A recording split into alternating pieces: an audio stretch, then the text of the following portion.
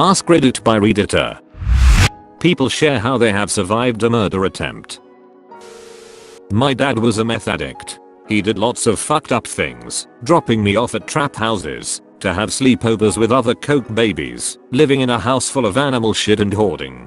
He sicked his pit bull on a black child. He was a real character. One night he came looking for my mom and I at our place. Mom wasn't there. Grandma was babysitting me. I was sleeping in bed when somebody started to try and open my window. It was locked, but they kept jamming something into the bottom to try and force it open.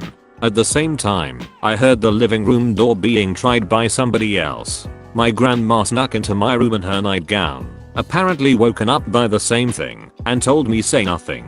Don't even whisper. We laid under my bed while a group of men shouted for my mom to come out, slammed their hands on the windows to try and break them, and jumped on my grandma's car. She called the police and barely whispered into the phone. Eventually the cops arrived, and the men scattered. Long story short, my dad and his other meth head friends came to the house with guns and knives with every intention to kill me and my mother because she was going to get custody of me. If my mom wasn't so vigilant with locks, we had 3 different kinds on the front and back doors, we would have died. I was 14 and outside in my garage petting my cat. It was November, so it was already dark by 5 PM. Someone opened the door behind me without me hearing, grabbed me by my ponytail, and starting dragging me outside. They hit me on my head with a brick and knocked me out. Pulled me halfway around my house when, I'm guessing this is when, they stabbed me on the left side of my stomach. This must have brought me out of my daze, because my mom said she heard me scream from inside where she and my brother and sister were in the kitchen.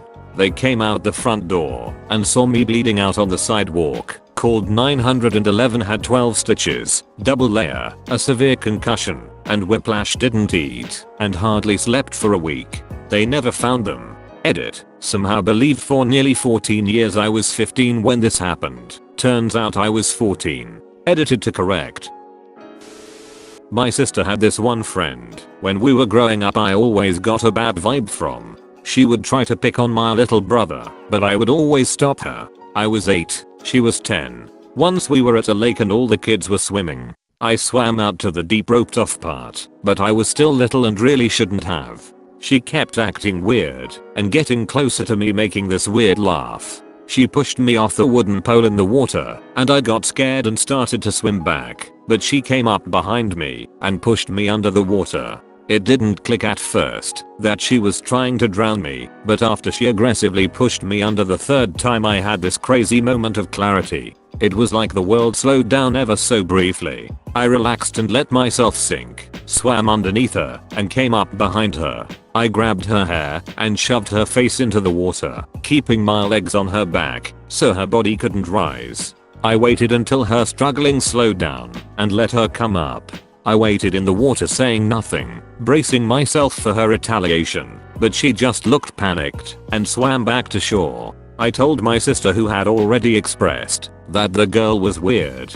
We confronted her together and she just looked really dazed. In a monotone voice she said, "I'm sorry, I didn't know it would be like that." It wasn't until I replayed those words in my mind later that I realized what she was saying was, "Sorry, I tried to drown you." It wasn't until I was almost drowned myself that I realized how horrible it is to do to someone.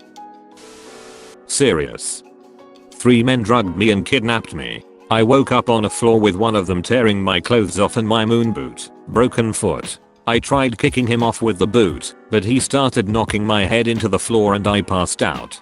I woke up in daylight in a garbage bin, naked and in a pool of my own blood. I don't know how I got out of there or how I found the nearest policeman, but I then collapsed again. Woke up in a hospital with 52 stitches in my head and 78 in and around my vulva and breasts.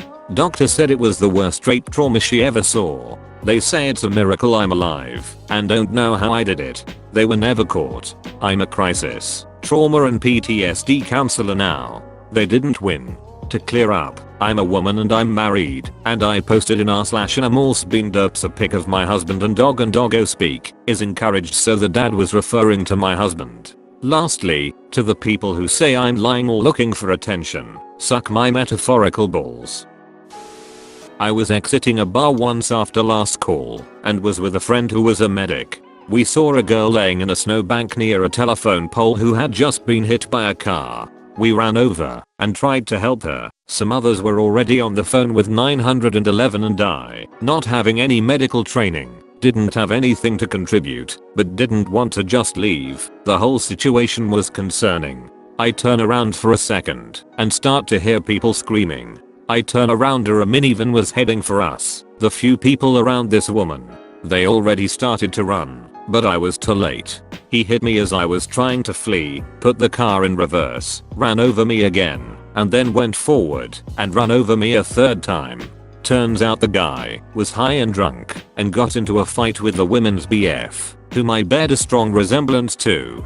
He thought I was him. Not to throw a pity party for myself, but 9 years later I have a ton of medical issues, and my life pretty much started on a downward spiral since then. But sure, I guess I survived. Edit. For everyone wondering about the guy, an off-duty cop watched the whole thing go down and copied his license plate number. He was apprehended 20 minutes later and charged with attempted murder, along with many other things. He pled out to just 3 years in jail. He had actually killed someone else a few years before drunk driving.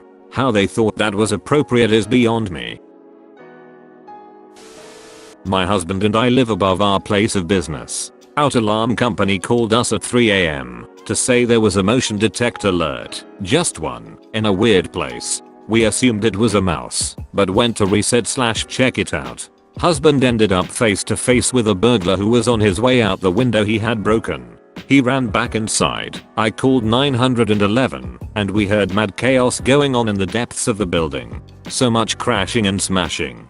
Burglar monkey climbed a 10 feet iron gate, bodily smashed through 2 sets of commercial grade glass doors, and was outside again. My husband was like, yeah, this dude, tore after him and tackled him. He got him on the ground and pinned him. Bear in mind the whole time I'm narrating to 911 and chasing around in panties and tank top. I was a bit behind my husband, in the middle of the street about 15 feet away, when a minivan squealed around the corner. It was his GF/getaway driver. I luckily missed it. I was super focused on reading the license plate, which was one of those cute as he font out of state ones, and therefore hard to read, but she yelled, "Get the f*** off him, or I'm running your bitch over." Then she tried to. The audio and video I had to watch for the trial was horrifying. I had blocked it out nearly completely and really didn't remember how close it was. She guns the engine at me. I throw my hands up in front of my face when I realize what she's doing and scream and jump out of the way with inches to spare. He jumped in and off they went. He bled all over my husband, yikes, and eventually the DNA and the partial plate info nailed them. They are both in prison. Addendum. Trials suck. Eater. To make this clear, do not do this. Adrenaline is a hell of a drug and it's best to not fight burglars. We definitely both could have died. It was the third time this had broken in and caused $XX 30 amount of mostly uninsured damage and inventory loss, and that definitely contributed to the whole thing. He wouldn't have stopped doing it. He was a pro and was doing upwards of 3 jobs a night most nights, all over the state, for years. I was riding in a train across Eastern Europe. I was running low on money, and even though I had been warned that a woman should not travel alone in second class seating, I did not spring for first class. I was sitting alone in one of the compartments that seats 6. This was also a mistake and a very stupid one to sit alone. Eventually the train stopped, and a man got on. He was very drunk.